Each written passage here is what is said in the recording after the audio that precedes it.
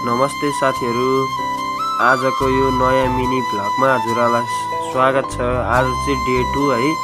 हिजो डे 1 को हालेको थिएँ, सबैजनाले हेरिदिनु भएकोमा धन्यवाद। आज पनि म आइसकेको छु। आज चाहिँ म बिहानै उठेर डेरी जानु पर्ने कारणले गर्दा उठेर दाँत माझेर म आफ्नो कामतिर लागे। आजको मौसम चाहिँ एकदमै खराब भएको कारणले मलाई डेरी जान अत्यन्तै गाह्रो भएको थियो र म आज चाहिँ घरबाट हिँडिसकेँ। आज चाहिँ मेरो साथमा हुनुहुन्छ दादा पनि हुनुहुन्छ है। आज हामी दुईजना चाहिँ आफ्नो काम कुरा लिएर गयौँ डेरी। हेर्नु न गाई चाहिँ आज बाटो नि कस्तो खराब छ र हाम्रो चाहिँ त्यहाँ माथि गाईको गोठ थियो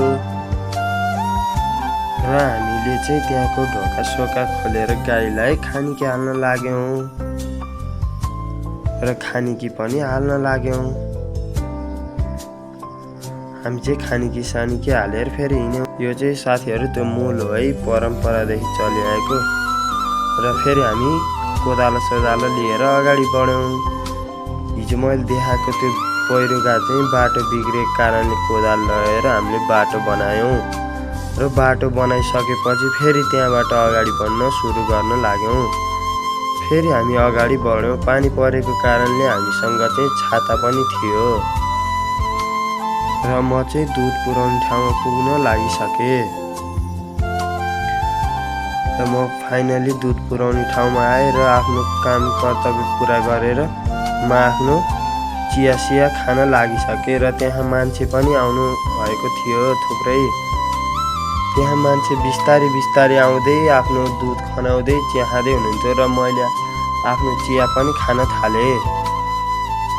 मैले त्यहाँ चिया सिया खाएर अब एकछिन त्यतैतिर बसेँ र त्यहाँ चाहिँ मान्छेहरू आउँदै हुनुहुन्थ्यो, आएर आफ्नो दुध खनाउँदै हुनुहुन्थ्यो र चिया खाँदै हुनुहुन्थ्यो। आजको यो मेरो छोटो र मिठो यात्रा यहीँ सकिन्छ। तपाईहरूलाई आजको यो मिनी भ्लग कस्तो लाग्यो? मन परेमा लाइक कमेन्ट सेयर गर्न नबिर्सिनु होला। च्यानललाई फलो पनि गरौँला। अर्को भ्लगमा भेटौँला। By by.